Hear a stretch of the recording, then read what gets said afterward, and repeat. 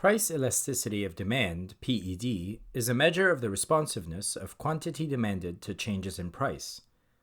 The formula for calculating PED is percentage change in QD divided by percentage change in P.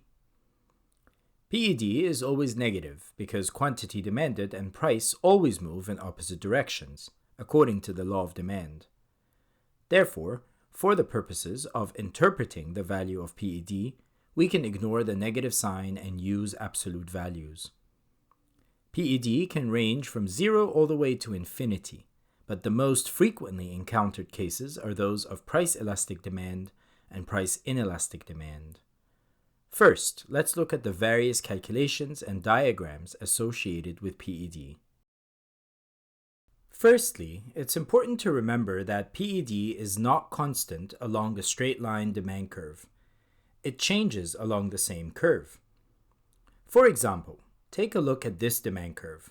Let's choose 2 points: a change from a price of $4 and a quantity of 10 units to a price of $3 and a corresponding quantity of 20 units. We mentioned earlier that the formula for PED is percentage delta QD divided by percentage delta P. If we expand this equation, it will be Q2 minus Q1 divided by Q1 multiplied by 100, and all of this is divided by P2 minus P1 divided by P1 multiplied by 100. The multiplied by 100 can cancel each other out, and then if we rearrange this equation, we can see that PED is calculated as Q2 minus Q1 divided by P2 minus P1 multiplied by P1 over Q1. Therefore, the PED between those 2 points we selected is 20 minus 10 divided by 3 minus 4 multiplied by 4 over 10, which is equal to negative 4. Since the absolute value of PED is greater than 1, this means that demand is more price elastic at high prices. Now, let's pick 2 other points. P1 is $2 and Q1 is 30 units, and price falls to P2, which is $1, with a corresponding quantity, Q2, of 40 units.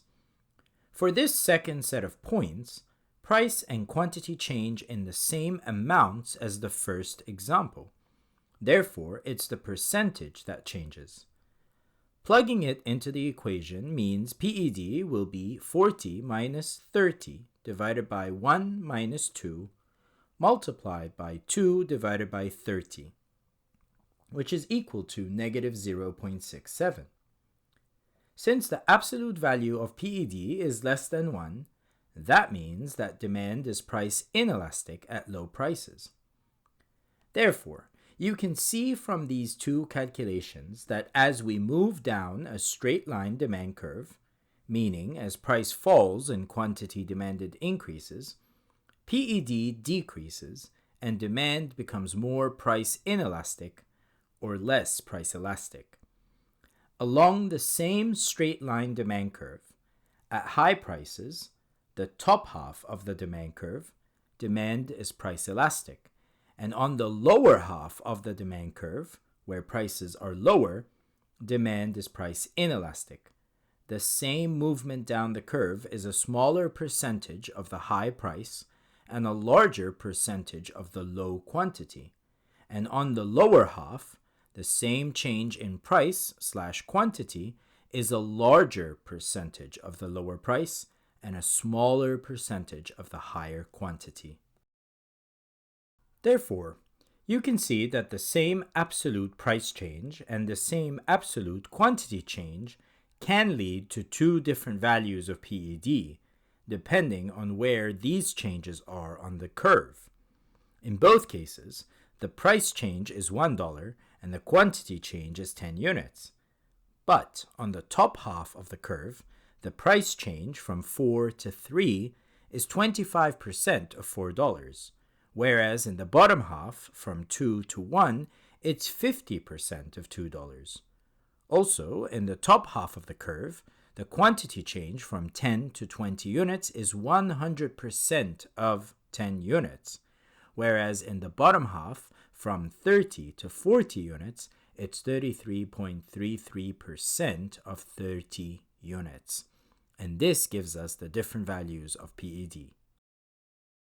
This idea of a changing PED along a straight line demand curve holds even if the curve is steep or flat. Most students of economics are taught that a generally flat demand curve represents price elastic demand. And yes, that's kind of true.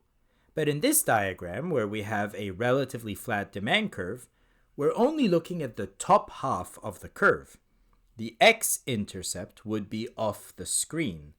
The demand curve continues going for quite a ways before reaching p equals 0. So yes, a flat curve represents price elastic demand, but as you keep going down that same flat curve and get closer to the x-intercept, demand will eventually become price inelastic. Most students of economics are also taught that a relatively steep demand curve represents price inelastic demand. That's because we are only looking at the bottom half of the curve. The y-intercept would be off the screen.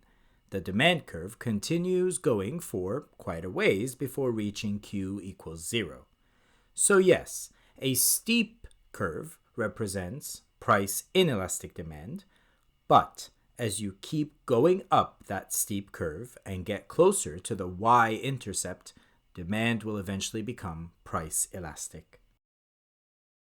So, what's the main takeaway?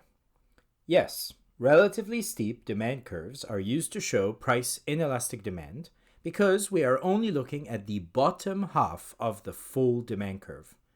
And relatively flat demand curves are used to show price elastic demand because we are only looking at the top half of the full demand curve. On these two demand curves, D1 and D2, in both cases, price falls from $3 to $2, which is a 33.33% drop in price. But the change in quantity is an increase of 12.5% on D1 and an increase of 100% on D2. You can verify for yourself by calculating PED between those two price changes on the two curves. Remember, PED still changes along a demand curve regardless of how steep or flat it may seem. At very high prices, demand will be more price elastic, and at very low prices, demand will be more price inelastic.